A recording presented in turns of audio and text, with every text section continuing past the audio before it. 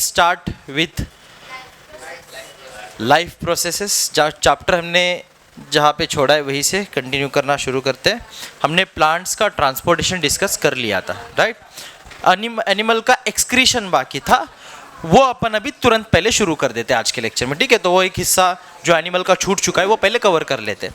तो देख बेटा, ध्यान दे, बोर्ड पे मैंने बोला एनिमल में, यानी कि खास करके हम तो ह्यूमंस की बात करेंगे, बाकी एनिमल का हमको कोई लेन देना है नहीं, ठीक है, because human is also animal, तो एनिमल बोलेंगे। तो ह्यूमंस में एक्सक्रीटरी सिस्टम कैसे होती है, हम ह्यूमन एक्सक्रीटरी सिस्टम की बात करेंगे। किसकी बात करेंगे? Excretory system. अब एक्सक्रीटरी सिस्टम और एक्सक्रीशन दो अलग चीजें हैं, बच्चे ज्यादातर कंफ्यूज हो जाते हैं। एक्सक्रीशन बेटा वो है जो इजेशन भी कहलाता है। श्वेता कैसे हंस रही है, इसको पता चल गया मैं क्या बोल रहा हूं। सो इजेशन प्रोसेस तो पता होगी ना, इंजेशन और इजेशन, इंजेक्शन नहीं, ingestion, egestion, ingestion, egestion. Ingestion यानी कि खाना खाना, इजेशन यानी कि खाना, हाँ, जो अनडाइजेस्टेड फूड है वो भी एक एक्सक्रीशन कहलाता है, बराबर। उसको भी हम क्या बोलते हैं? एक्सक्रीशन बोलते हैं। लेकिन हम अभी जो एक्सक्रीटरी सिस्टम बनाएंगे, ड्रॉ करेंगे, वो होती है ब्लड को फिल्टर करने के लिए। किसके लिए? यानी कि हम बनाएंगे पेयर ऑफ किडनीज। क्या बनाएंगे बेटा? हाँ, पेयर ऑफ किडनी। चलो बनाते हैं किडनी को, ठीक है। कैसे दिखती है सिस्टम देखो।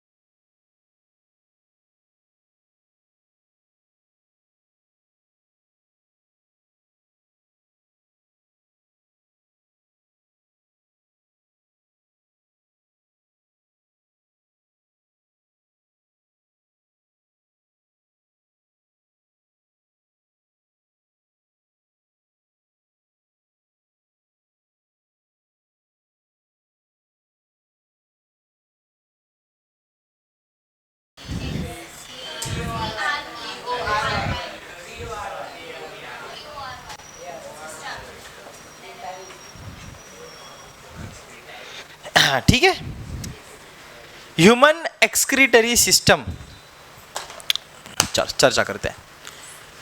अब हमारे बॉडी में जो सर्कुलेटरी सिस्टम हमने पढ़ी और समझा कि खून कैसे बहता है पूरे बॉडी में हमारे, है ना, आर्टरीज और वेंस की मदद से। बाकी हमने डाइजेशन पढ़ा, हमने समझा कि किस तरीके से फूड स्टफ में से जो रिक्वायर्ड न्यूट्रिएंट्स है वो हमारे ब्लड में एब्जॉर्ब किए जाते हैं। फिर हमने एनर्जी जनरेशन की प्रोसेस को, जिसमें हमने समझा कि किस तरीके से ब्लड में से उन न्यूट्रिएंट्स को यूटिलाइज करके ऑक्सीजन को लेकर के ऑक्सीडेशन करके बाद में उसको अलग अलग प्रोसेसेस के थ्रू ले जा करके एनर्जी बनाई जाती है।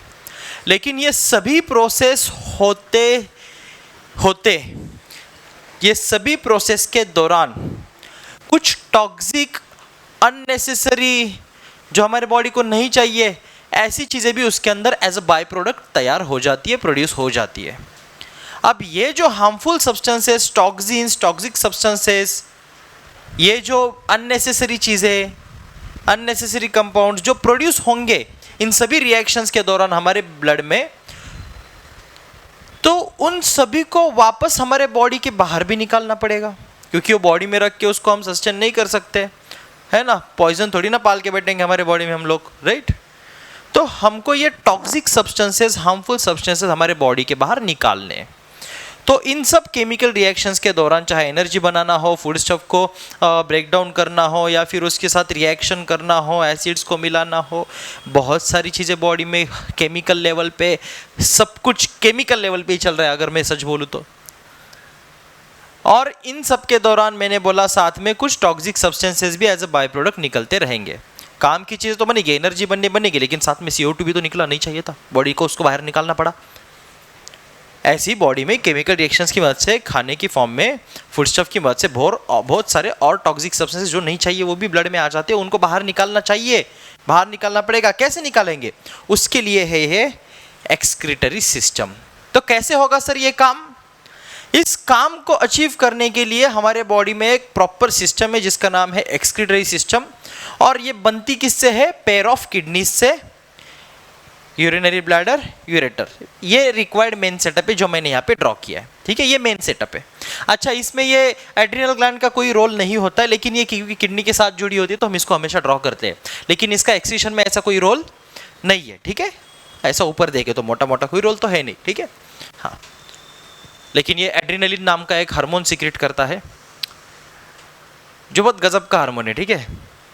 आपको जो मस्ती आती है ना वो इस एड्रिनलिन के कारण आती है। ये कल परसों संकेत झगड़ा किया, 100% उसका एड्रिनलिन बढ़ गया था। इमोशंस को कंट्रोल करता है भाई, हंसता है बहुत हंसेगा, रो रहा है बहुत रोएगा, एड्रिनलिन, ठीक है, ऐसा होता है एड्रिनलिन। तो ये इस ग्लैंड की मदद से, एड्रिनलिन ग्लैंड की मदद से सीक्रेट होता है। चलो उसकी बात अभी बाजू में हटाते, बात करते हैं एक्सक्रीटरी सिस्टम की। अब एक्सक्रीटरी सिस्टम में जो आपको पेयर ऑफ किडनीज दिख रही है, ये भाई सबसे मेन और इंपॉर्टेंट कंपोनेंट है इस पूरे सिस्टम का। कैसे क्या सर? इस एक एक किडनी में लगभग 10 से 12 लाख नेफ्रॉन्स प्रेजेंट होते हैं। एक किडनी जो कि लगभग 4 से 6 सेंटीमीटर की तुसी होती है, ऐसे बीन शेप की जो मैंने यहाँ पे ड्रॉ की है, इतनी सी होती है। और कहाँ पे होती है? यहाँ पे। और यहाँ पे मैं चीरा निकाल दूँ, यहाँ से मैं अगर इंसिजन बनाऊँ तो मेरे को सबसे पहले क्या मिलेगी? किडनी मिलेगी। यहाँ पे होती है पीठ में किडनी बेटा, ठीक है। ये किडनी इधर, पेट है इधर, लिवर, फेफड़े, हार्ट, सब बिठा है, इंटेस्टाइन सब प्रॉपर फिक्स किया। किडनी इधर है, कोई किडनी इधर है पीछे में, 2 किडनी है, एक स्लाइटली ऊपर है राइट वाली, एक थोड़ी सी नीचे, इसलिए हम भी देखो एक थोड़ी ऊपर एक थोड़ी नीचे निकालते हैं। लाइन मैच करो तो मैच नहीं होगी, थोड़ी नीचे आएगी, राइट। ध्यान देना होता है इन चीज़ों का, डायग्राम बनाने के लिए ऐसे नहीं बनाते कुछ भी, ठीक है। तो इसका भी कारण है, यहाँ पे स्टमक है तो थोड़ा ऊपर पुश हो चुकी, जगह बन गई, यहाँ पे नहीं है जगह, तो लीवर वाला पार्ट थोड़ा कोन नीचे आता है तो नीचे खसक गई, तो एक किडनी थोड़ी ऊपर और एक तो किडनी थोड़ी नीचे होती है, ये भी याद रखो। और इन किडनीज के अंदर मैंने बोला ईच किडनी में, इसमें भी 10 लाख, लगभग 10 से 12 लाख, और इसमें भी 10 से 12 लाख, जिसको हम क्या बोलते हैं? नेफ्रॉन्स प्रेजेंट होते हैं। Nephron is the main important unit जो ब्लड को फिल्टर करने का काम करेगा। अब कहानी को वापस समझते हैं।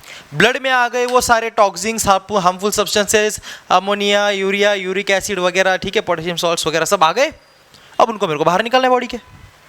एक तो बॉडी करती है क्या? पसीना आता है अपने को, उसकी मदद से इन सब चीज़ों को बाहर निकालती है पसीने की फॉर्म में।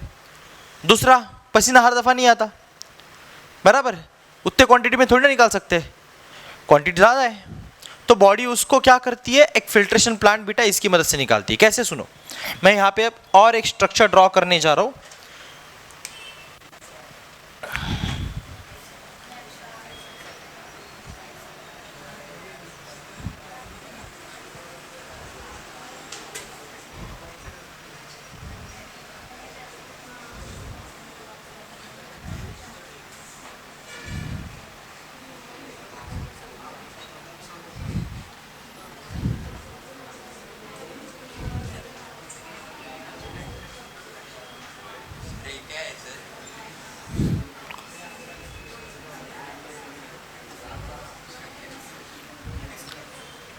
ये है नेफ्रॉन।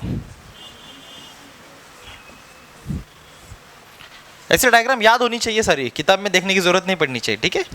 डायग्राम सारी कैसे होनी चाहिए, याद होनी चाहिए। हाँ, मेरे को याद है, ठीक है। नेफ्रॉन क्या है ये, आपको भी याद हो जानी चाहिए, ठीक है। डायग्राम मतलब ऐसा होना ही नहीं चाहिए कि डायग्राम मैं देखूं और फिर मैं ड्रॉ करूं।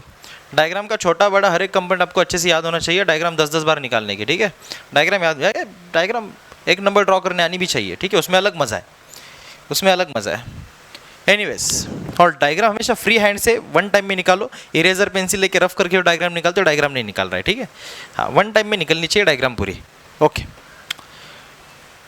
अब यहाँ पे ये जो सामने मैंने बनाया नेफ्रॉन, ठीक है, इसके अंदर जाएगा ग्लोमेरुलस, ये बोमन्स के जो गंदगी मैं कर रहा हूँ बोर्ड पे वो आपकी किताबों में नहीं दिया है, सो इट्स ओके। समझो, मैं सब समझाऊंगा आपको, पहले सुनो ध्यान से, ठीक है। बहुत गंदा कुछ तो दिख रहा है सर, क्या बच्चे जैसा कुछ किया है, डॉक्टर को पढ़ाया जाता है ये, ठीक है। थोड़ा यूट्यूब करके आना। सुनो, अब ये जो पार्ट नीचे वाला दिख रहा है आपको, इसको बोलते हैं बोमन्स कैप्सूल। क्या बोलते हैं, Bowman's capsule.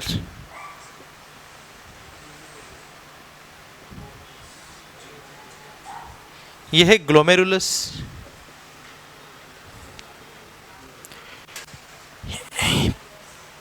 PCT DCT YouTube, okay, loop of Henle. Anyways, आगे वो नाम में मत जाओ, काम सुनो। ऐसा एक यूनिट जो है, ये जो भी मैंने बनाया, ऐसे 10 लाख इस किडनी में भी है और 10 लाख, और किडनी कितनी छोटी है, 4 से 6 सेंटीमीटर की। अब सोच लो 10 लाख बिठा है उसके अंदर, तो एक नेफ्रॉन कितना छोटा होगा, सोच सकते हो। अब ध्यान से सुनना भाई, एक नेफ्रॉन कितना छोटा होगा, सेल से छोटा कैसे होगा, सेल से ही बनाए ना, अभी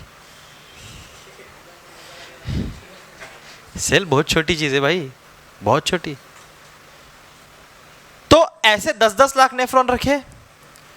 अब इंपॉर्टेंट बात सुनो, हर एक नेफ्रॉन ब्लड को फिल्टर करने का काम करता है, ठीक है। कैसे सर, जो ब्लड अभी फिलहाल इम्प्योर फॉर्म में है, यानी कि उसके अंदर टॉक्सिक सब्सटेंसेस है, तो वो ब्लड पहले यहां से आएगा, यहां से आया, इधर से भी आया, ये किडनी में एंटर किया एक पाइप से, यहां से अंदर आने के बाद ये ब्लड इसके सारे नेफ्रॉन्सेस में डिस्ट्रीब्यूट हो जाएगा थ्रू दिस। अब यहां पे क्या होता है ना, इधर से बहुत कॉम्प्लेक्स, ये जो नीले कलर का मैंने बनाया है ऐसे ब्लू रंग से, ये ब्लड वेसल्स का, कैपिलरीज का कॉम्प्लेक्स नेटवर्क है, ठीक है। रीएब्जॉर्प्शन करने के काम आता है ये, वाटर रीएब्जॉर्प्शन करने के। अब बॉडी क्या करती है ना, खून में से जो भी टॉक्सिक सब्सटेंसेस है वो यहां से इसके अंदर फिल्ट्रेट की फॉर्म में निकाल लेती है, ठीक है। इस लाल पाइप में इसके अंदर से ब्लड घूमता जाता है, निकाल लेती है, और वो सब टॉक्सिन्स पानी के साथ लिए जाते हैं, ठीक है। अकेला थोड़ी ना मटेरियल, पानी के साथ उसको सबको लिया जाता है। और इस पाइप से घुमाते घुमाते यहाँ पे जब आता है यूट्यूब पे, यहाँ पे नैरो पाइप होती है, मैंने उसको ड्रॉ नहीं किया है अभी, उतनी ज़रूरत नहीं है आपको। और फिर वो नैरो करके उसकी प्रेशर को इंक्रीज करता है और आगे लेके जाता है, ठीक है। जैसे आप पाइप के आगे उंगली रख दो, प्रेशर बढ़ जाएगा, क्योंकि फॉर्मूला है प्रेशर का force upon area, area denominator में यानी कि इन्वर्सली प्रोपोर्शनल, जितना एरिया कम होगा उतना फोर्स, प्रेशर बढ़ेगा, जितना फोर्स बढ़ेगा उतना ही प्रेशर बढ़ेगा। तो एरिया डिनोमिनेटर होने का वो इन्वर्सली प्रोपोर्शनल है, सो एरिया छोटा किया प्रेशर बढ़ा। सब फिजिक्स साइंस हर जगह पे अप्लाई हो रही है, देखो everything applies properly. So area को कम कर दिया जाता है, प्रेशर बढ़ाया जाता है, आगे लेके जाता है। यहाँ पे पानी जो है वापस बॉडी कहीं पे फालतू छोड़ना नहीं चाहती है, वापस पानी को रीएब्जॉर्ब करना शुरू करती है यहाँ से, और यहाँ से आगे जो है इधर से वापस दूसरे नेफ्रॉन को कनेक्ट होता है। ऐसे कनेक्ट हो के जितने भी टॉक्सिक सब्सटेंसेस है सब पानी के अंदर लेकर के इस यूरेटर की मदद से यहाँ पे आता है और इस यूरिनरी ब्लैडर में स्टोर होता है। यूरिनरी ब्लैडर लोअर एब्डोमेन में हमारे जो है बैठा है, लोअर एब्डोमेन बोलते हैं उसको। तो यूरिनरी ब्लैडर में लगभग 1 से 1.2 लीटर तक की कैपेसिटी होती है, बढ़िया भर के रखता है। अब ऐसा नहीं है भर के फूट जाए तो यहाँ पे सबसे इंपॉर्टेंट चीज़ बताता हूँ, ये पाइप जो है ऐसे पीछे से इसके आए, देखो इधर है ना, इसके पीछे से ऐसे उल्टे होकर के लगते हैं, इसको यूरेटर बोलते हैं। यूरेटर क्यों? जब ये फील होकर के यहाँ तक आ जाती है लेवल, पूरा नहीं भरना है, तो अपने को सिग्नल मिल जाता है, चल भाई अभी दौड़ना है, ओके। और यहाँ से फिर जब ये पूरा यूरिन, इसको क्या बोलेंगे अब यहाँ पे? यूरिन बोलेंगे, ठीक है। यूरिन आप समझते हो, हाँ ठीक है, भाषांतर करने की जरूरत। तो ये जो यूरिन पूरा हमने फिर कलेक्ट किया, इसको हम क्या कर देते? निकाल देते बॉडी के बाहर सही समय पे, और सही समय पे निकालना भी चाहिए, ये तो और बुरे प्रॉब्लम फेस करने पड़ेंगे। तो ये इस तरीके से हमारे ब्लड को पहले लाता है, फिल्टर करता है, ब्लड में से टॉक्सिक सब्सटेंसेस अलग पानी के साथ निकालता है, उसको लाके यहाँ पे स्टोर करता है, और बाकी जो प्यूरिफाइड हुआ ब्लड है वो दूसरे पाइप से वापस बॉडी को भेज देता है। तो ये क्या कर रहा है? ये हमारे ब्लड को फिल्टर करने का काम कर रहा है। और ये अगर इसमें से कुछ एक बंद हो जाए, जो कि होता है बहुत सारे लोगों का, तो एक पे जीना पड़ेगा। अब जो प्रेशर ये दोनों बांट के संभाल रहे थे वो एक पे आ जाएगा, तो डॉक्टर बोलते हैं लगभग 10 से 12 साल की जिंदगी कम हो जाती है। किडनी इतना इंपॉर्टेंट हिस्सा है जो कि क्या कर रहा है बेटा? हमारे ब्लड को फिल्टर कर रहा है। फिल्ट्रेशन प्लांट है हमारे बॉडी में, फिल्ट्रेशन प्लांट। और ये फिल्ट्रेशन प्लांट किसको फिल्टर करता है? ब्लड को फिल्टर करता है भाई। एक मशीन होती है जिसको ह्यूमोडायलिसिस मशीन बोला जाता है। क्या बोलते हैं? ह्यूमोडायलिसिस मशीन। डायलिसिस करते लोगों का सुना होगा आपने, जिसकी किडनी फेल हो जाती है, जिसकी किडनी सही ढंग से काम नहीं करती, उनको डायलिसिस पे बिठाना पड़ता है। तो किडनी जैसी उन्होंने आर्टिफिशियल एक मशीन बना दी है, मतलब किडनी जैसी दिखने वाली नहीं, अलग होती है, उसका फंक्शन किडनी जैसा होता है। मतलब वो एक पाइप से ब्लड निकालते बॉडी का पूरा, उसको फिल्टर करते, दूसरे पाइप से बॉडी में छोड़ रहे होते, ऐसे बॉडी का पूरा ब्लड फिल्टर करके चेंज कर देते हैं। कितना पैसा जाता है उसमें आर्टिफिशियली। नेचुरली ये काम हमारे बॉडी में ऑटोमेटिक हो रहा है, बस हमें हमारी तबीयत का ध्यान रखना है अच्छे से। तो ये फिल्ट्रेशन प्लांट है बेटा, जो पेयर ऑफ किडनी है। इस तरीके से इस प्रोसेस को एक्सक्रीशन बोला जाता है, क्योंकि हम यहाँ पे टॉक्सिन्स को एक्सक्रीट करते हैं हमारे ब्लड से, जो हार्मफुल सब्सटेंस है उसको बॉडी के बाहर निकाल देते हैं। किस तरीके से निकालते हैं? यूरिन बना करके निकाल देते हैं, ठीक है। कैसे बनेगा प्रोसेस और डिटेल में नेफ्रॉन को डिस्कस किया जा सकता है, लेकिन मेरे को करना नहीं, उतना डिटेल में हमको हिस्सा है नहीं, ठीक है। जितना मैंने बताया ऊपर ऊपर और आपको मेन सारी चीज़ें वो आपको समझ में आई है, ओके। एकदम थ्योरेटिकल बात की हमने खाली, पूरा हम साइंटिफिक मैनर में अंदर घुसे ही नहीं है बिल्कुल भी, और जरूरत भी नहीं है। क्लियर है इतनी चीज़ें बेटा, ठीक है। This is how human excretory system works.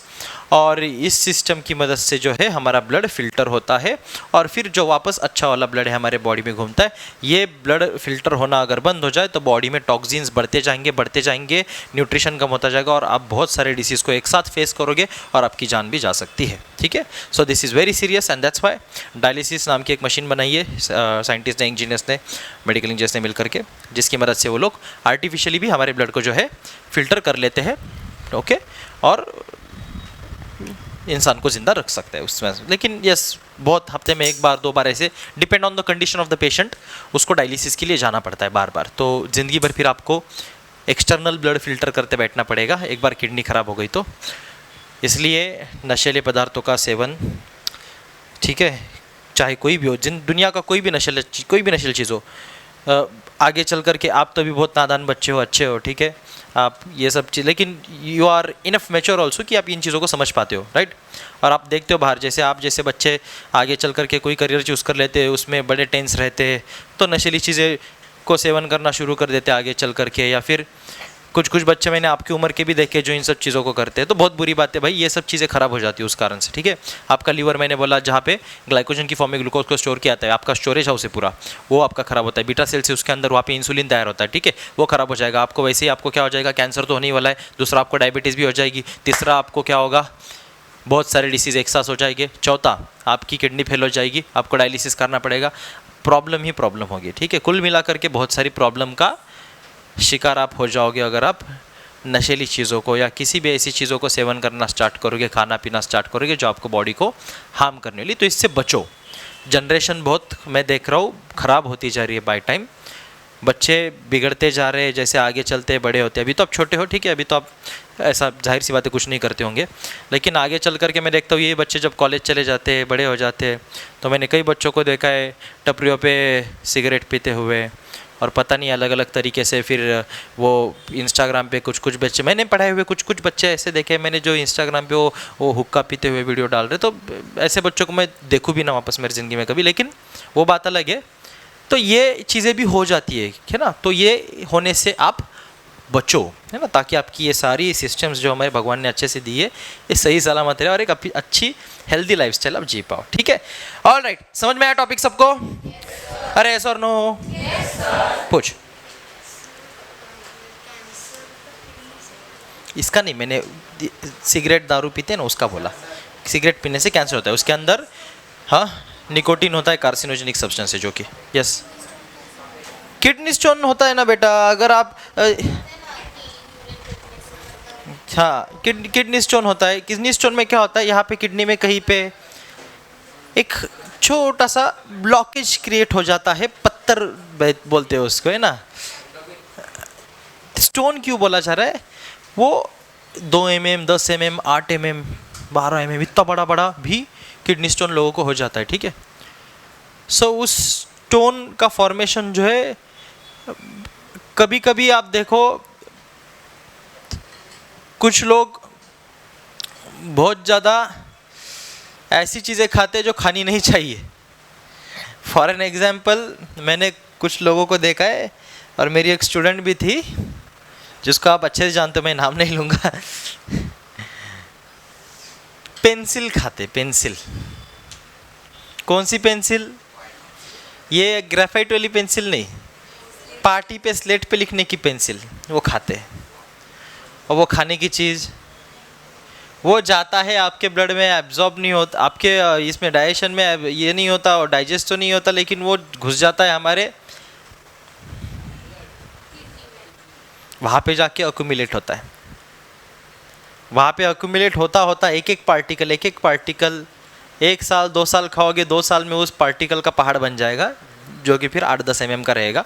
Doctor बोलेगा आपको किडनी स्टोन हो गया है, सोनोग्राफी करेगा, स्कैन करेगा, उसमें दिखेगा 8 mm का किडनी स्टोन नज़र आ रहा है, ठीक है।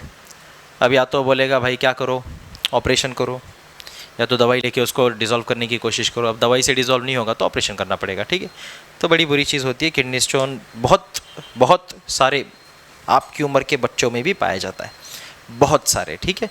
तो आपको अगर किसी को नहीं है तो आप बहुत अच्छे खुशनसीब हो, और ज़रूरी नहीं है पेंसिल खाने से ही किडनी स्टोन हो जाए। मैं एक एग्जांपल बता रहा हूँ कि कैसे होता है, तुमने पूछा तो लोगों को ऐसे भी होता है, कुछ लोगों को कुछ ना करने से भी हो जाता है। मतलब कोई पेंसिल वेंसिल कुछ नहीं खाया, नॉर्मल रेगुलर।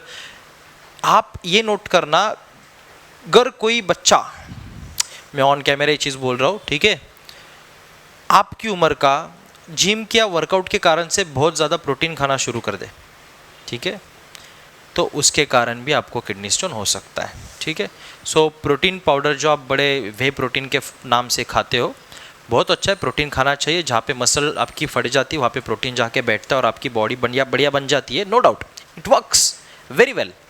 बट साथ ही में उसके अंदर कुछ चीज़ें ऐसी होती है जो जा कर के आपको पार्टिकल एक्यूमुलेट होकर किडनी स्टोन कॉज करता है। तो प्रोटीन खाने से एटलीस्ट इस उम्र में बचो, ठीक है। तो ऐसी चीज़ें ना करो आप। बाकी किडनी स्टोन होने के और 1000 रीज़न भी है, ठीक है, अलग अलग लोगों में अलग अलग तरीके से होता है। कभी कभी ऐसे भी होता है किडनी स्टोन नहीं होता है, ब्लड क्लॉट हो जाता है और वहाँ पे लगता है कि किडनी स्टोन हुआ, तो ये भी होता है, तो उसको डिसॉल्व किया जा सकता है। लेकिन तो ऐसी चीज़ें होती है, ठीक है। किडनी स्टोन कहीं पे भी हो सकता है बाय द वे, इस पूरे ट्रैक में कहीं पे भी हो सकता है, ओके। स्पेशली किडनीज में होता है, इसलिए उसको किडनी स्टोन बोलते हैं। Anything else? दुखता है बहुत डेंजर, ठीक है।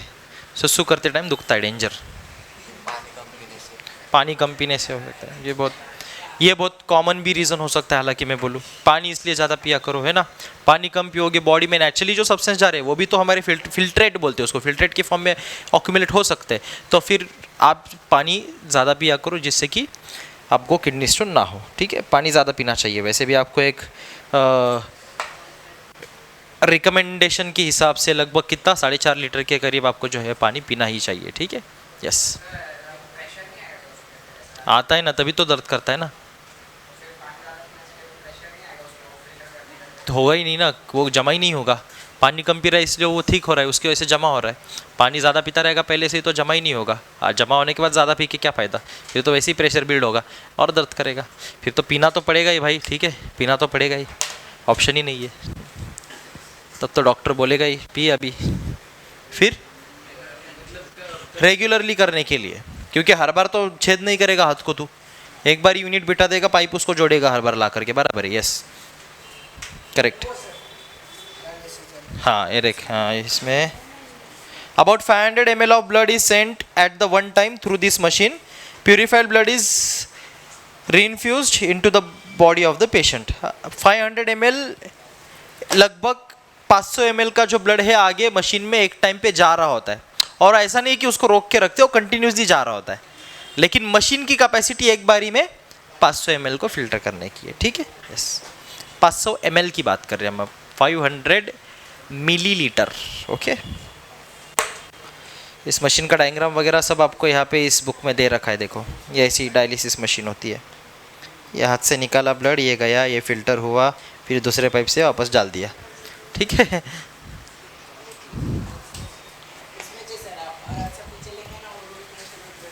हाँ, ये नेफ्रॉन का डायग्राम भी है यहाँ पे, ये नेफ्रॉन हमने बनाया था। ये किडनी का डायग्राम, ये किडनी, ठीक है। ये आपका 9th का सिलेबस है। आपने 9th में अगर सही से नहीं पढ़ा है तो आपको आई होप 50% तो यहाँ पे समझ आ गया होगा। हाँ, एटम का साइज कितना होता है?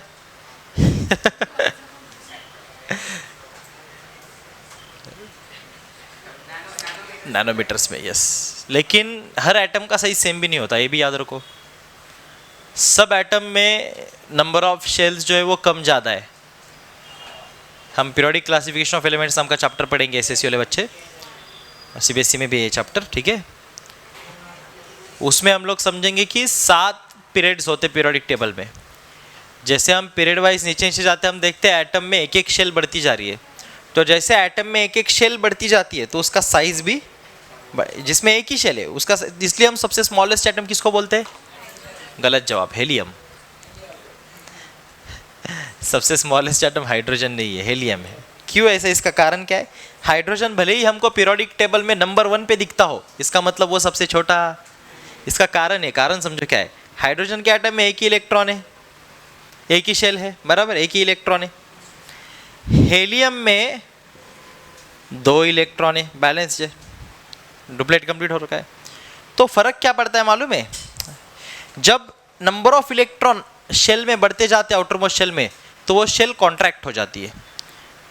तो इसके अंदर 2 इलेक्ट्रॉन आ गए हेलियम में, तो उसकी शेल थोड़ी सी कॉन्ट्रैक्ट हो जाती है, और हाइड्रोजन से इसका साइज जो है थोड़ा सा छोटा हो जाता है। मैं अगर ड्रॉ करके दिखाने की कोशिश करूँ तो ये हाइड्रोजन होगा, और ये 2 इलेक्ट्रॉन के कारण थोड़ी शेल कंप्रेस हो जाएगी, ये हेलियम होगा। तो helium is the smallest atom, ठीक है।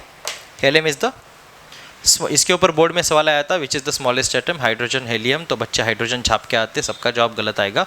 Helium is the correct answer, please remember this. Rough करूँ? हाइड्रोजन को भी स्मॉलेस्ट बोल सकते हैं ऐसे, अगर नोबल गैस की बात ना करें तो, क्योंकि हेलियम नोबल हो जाएगा, राइट। नोबल गैस को छोड़े तो हाइड्रोजन रहेगा, नोबल गैस को इंक्लूड करे तो हेलियम रहेगा। Yes,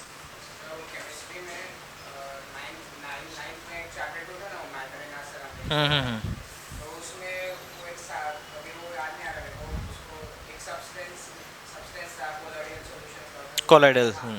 colloidal impurity. हाँ तो नैनोमीटर वो जो है वो किसमें आता है, लाइक लेस देन नैनोमीटर वो रहता है ना, तो उसको आइटम कहते हैं, मतलब उस चीज़ का नाम क्या है? कोलाइडल इम्प्योरिटी बात ही अलग हो गई। तूने क्या किया, एक बिकर में पानी लिया, ठीक है, और इसके अंदर तूने डस्ट वगैरह टाइप का, अभी जैसे गंदा पानी हमने देखा अभी हम लाए थे, उसके अंदर कुछ इम्प्योरिटी ऐसी थी ना जो यहाँ पे तैर रही थी इस पानी में, है ना, ऊपर में ऐसे पानी में फ्लोट कर रही थी, सेटल नहीं हुई थी ना, यहाँ पे आकर के जम गई थी क्या नीचे, नहीं, पानी में ही हमको हर तरफ दिख रही थी ना, उसको कोलाइडल बोलते हैं। That is what the colloidal is.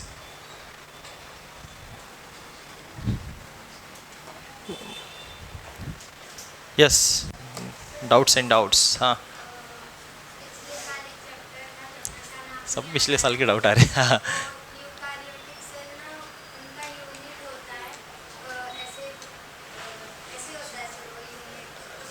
Micro बोलते हैं बेटा, वही तो बात करें, सी दिस, ये जो है माइक्रो, ये म्यू बोलते हैं इसको, क्या बोलते, म्यू, इसका नाम म्यू है, म्याओ म्याओ, ठीक है।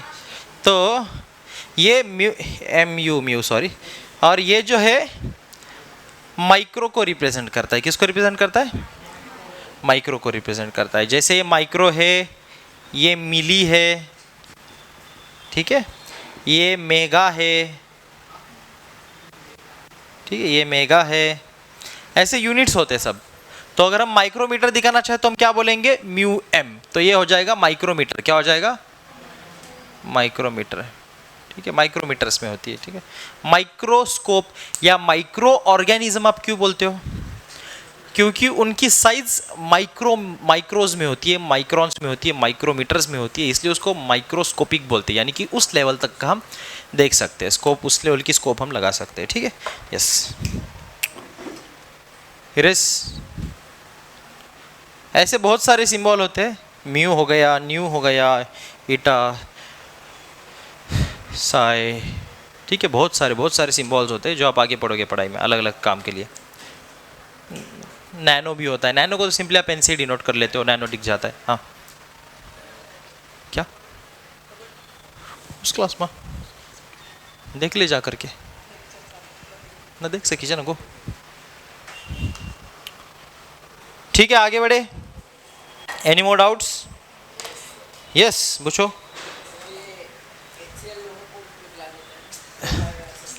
हाँ, पिघला देता है, यस, एकदम स्ट्रांग वाला ही पिघलाता है, नॉर्मल वाले को कुछ नहीं, कुछ नॉर्मल वाले से कुछ नहीं होता। जैसे अगर मैं डाइल्यूट HCl ले लो, अपने हाथ पे डाल तो कुछ होने वाला नहीं है, ठीक है, नथिंग हैपेंस। हाँ, थोड़ा सा ऐसे झाग झाग टाइप का निकलेगा, कॉन्सेंट्रेट से जल जाएगा हाथ पूरा, फिर मेटल भी जल जाएगा। यस, ग्लास नहीं, उसी के अंदर तो स्टोर किया है, स्टोर काय में करेगा। हाँ, ग्लास नहीं जलता, ग्लास के साथ तो रिएक्ट नहीं करता, उसको नहीं पसंद ग्लास, बोलता है छी छी मेरे को नहीं पसंद। हर एटम जब भी हम देखते हैं केमिकली किसी के साथ रिएक्ट होता है, तो केमिकली रिएक्ट होने का मतलब ही क्या होता है, वो उसके साथ बॉन्ड बना रहा होगा, ग्लास के साथ बॉन्ड ही नहीं बनाता, तो केमिकली रिएक्ट ही नहीं होता, जबकि बाकी चीज़ों के साथ बनाता है, इसलिए रिएक्ट होता है।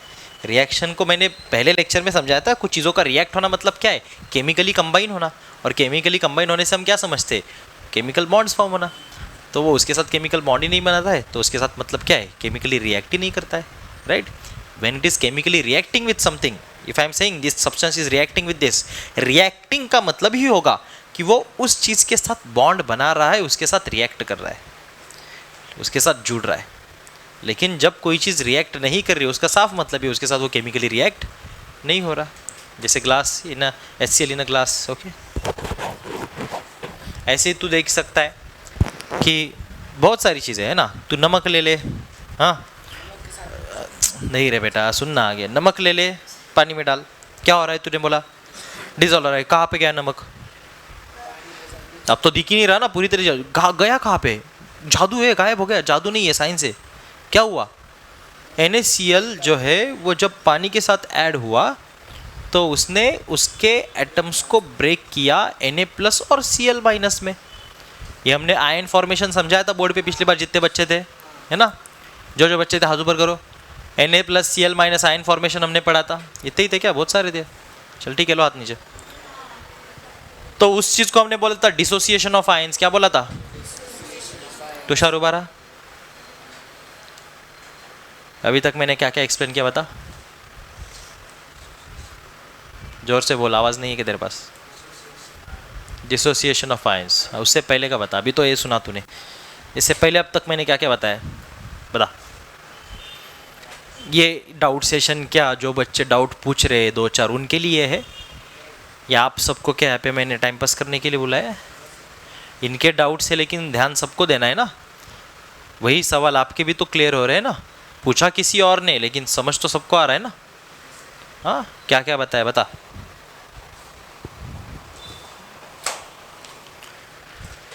Tell me which are the topics I have explain till now.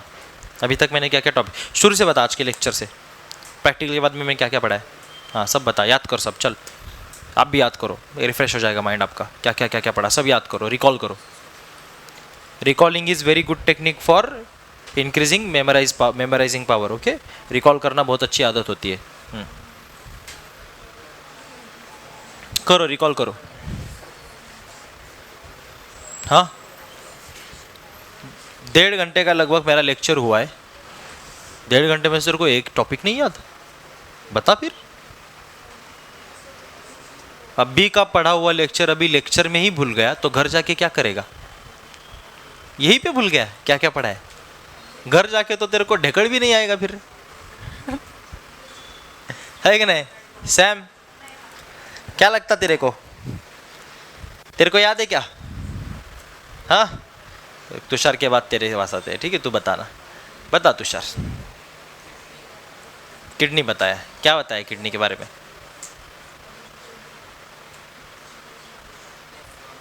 और ये बस तुषार के लिए नहीं है, मैं किसी को भी उठा सकता हूँ। आपका ध्यान होना चाहिए लेक्चर में। अगर आप यहाँ पे बैठे हो 2 घंटा तो आपको पढ़ के ही जाना है, और अगर आप ध्यान नहीं दे रहे हो तो आपका कोई फायदा नहीं यहाँ पे 2 घंटा बैठने का। माँ बाप का पैसा वेस्ट, आपका समय वेस्ट, मेरी एनर्जी वेस्ट, आपकी भी एनर्जी वेस्ट बोलो। किडनी के अंदर 10 लाख नेफ्रॉन्स है। अच्छा,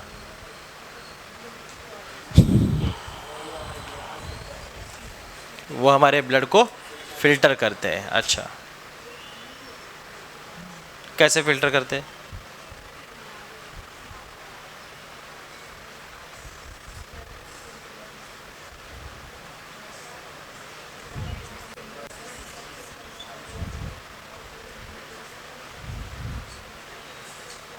अच्छा, नेफ्रॉन से फिल्टर होके ब्लड कहाँ पे जाता है?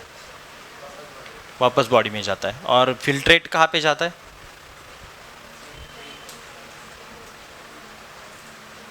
देख सकते हो, फिगर सामने ही है, देख करके बचाओ, सोचो, मैं नहीं बोल रहा, तुम सब आग बंद करके बताओ, देख के बताओ क्या क्या। हाँ, यूरिनरी ब्लैडर में जाएगा, ठीक है, बैठ जा। ये टॉपिक पढ़ाने के बाद क्या बताया था सैम?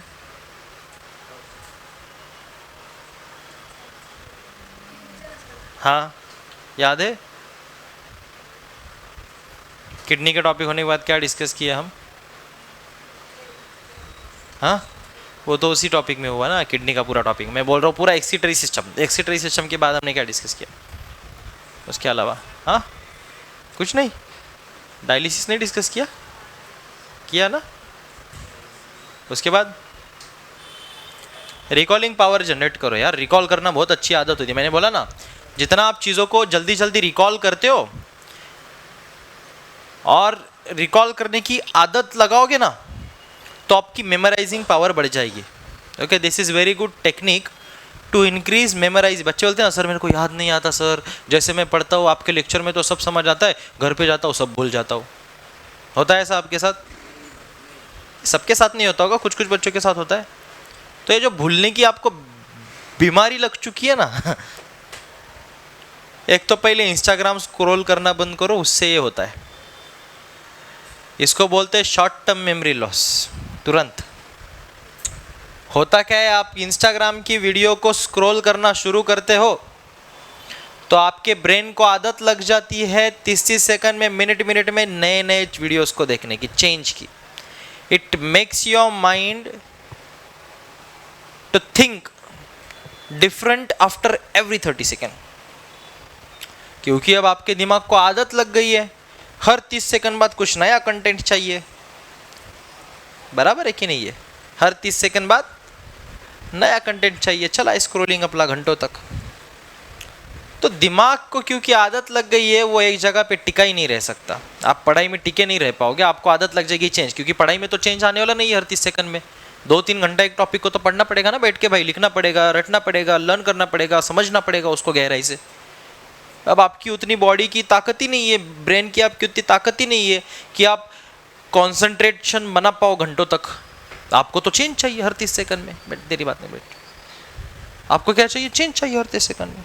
तो बेकार आदत लग चुकी है आज के जनरेशन के बच्चों को रील्स की या शॉर्ट्स की या ऐसे वीडियोस देखने की, जिस कारण से वो अपने कंसंट्रेशन को खो चुके हैं, एक जगह पे बैठ नहीं पाते, घंटों तक पढ़ाई कर नहीं पाते, ठीक है, ज़्यादा सोच नहीं पाते, क्योंकि दिमाग हमेशा चेंज होता जा रहा है। इतनी आदत लग गई दिमाग को change change change change change करने की, आपने उसको रखा ही नहीं है कॉन्सेंट्रेट।